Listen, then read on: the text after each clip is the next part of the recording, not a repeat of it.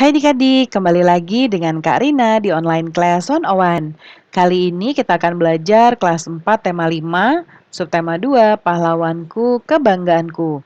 Di pembelajaran 3 kita akan belajar bahasa Indonesia, IPA, dan PJOK di halaman 71 sampai dengan 75.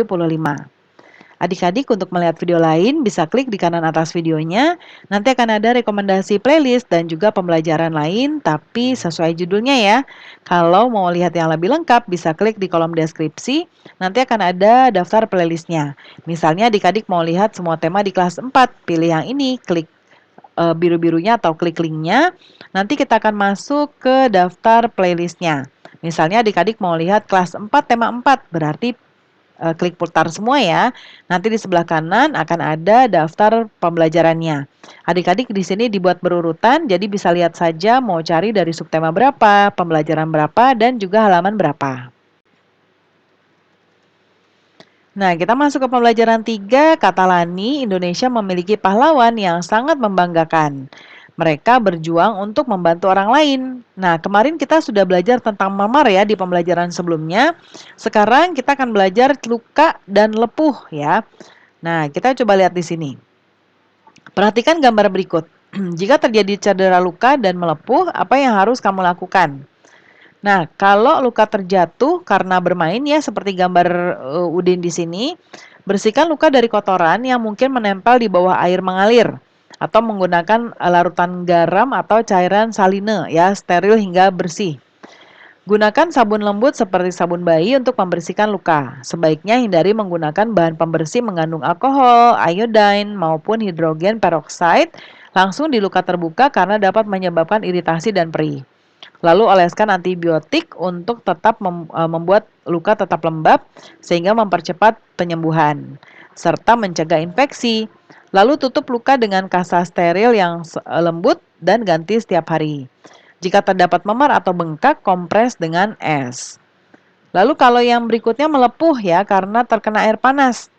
Disiram kulitnya dengan air mengalir atau air keran setidaknya selama 20 menit. Jangan menggunakan es batu, air es, atau bahan berminyak seperti mentega. Jika area yang tersiram air panas, sebagian besar tubuh kita jangan berendam dalam air dingin ya.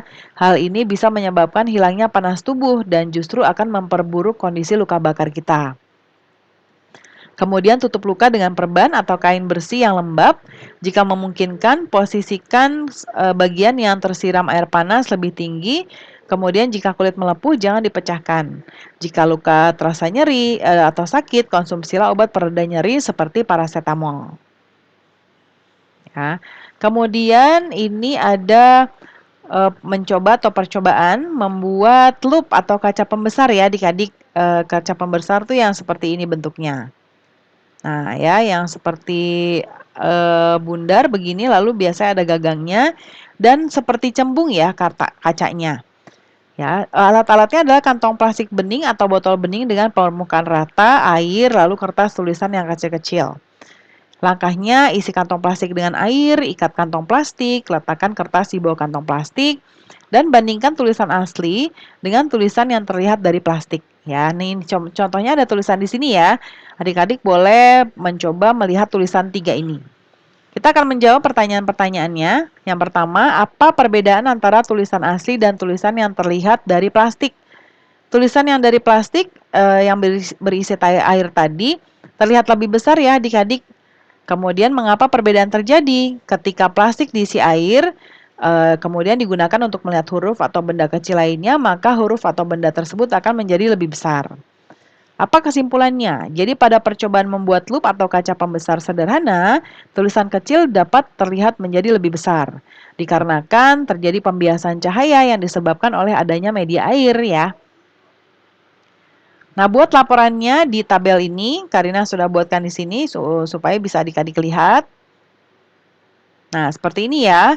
Tadi percobaannya judulnya percobaan membuat loop sederhana, tujuannya membuktikan cahaya dapat dibiaskan, alat-alatnya kantong plastik bening atau botol bening dengan permukaan rata, lalu air kertas ya dengan tulisan yang kecil-kecil.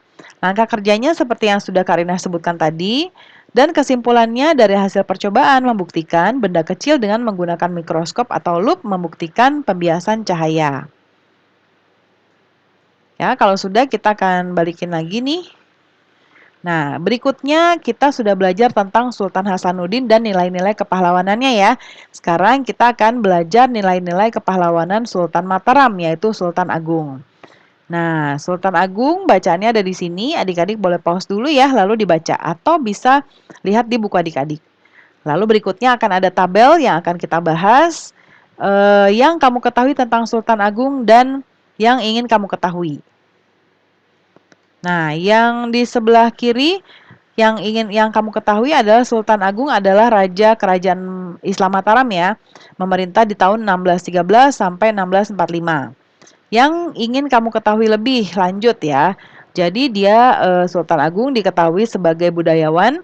Beliau memadukan kalender Hijriyah yang dipakai di pesisir utara dengan kalender Saka yang dipakai di pedalaman. Ya, ini tentang hal ini nanti boleh kita cari tahu lebih lanjut.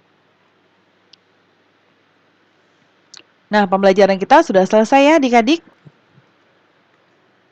Terima kasih sudah menonton sampai akhir. Mohon dimaafkan apabila ada kesalahan dalam perkataan maupun dalam materi yang diberikan. Sampai jumpa di pembelajaran berikutnya.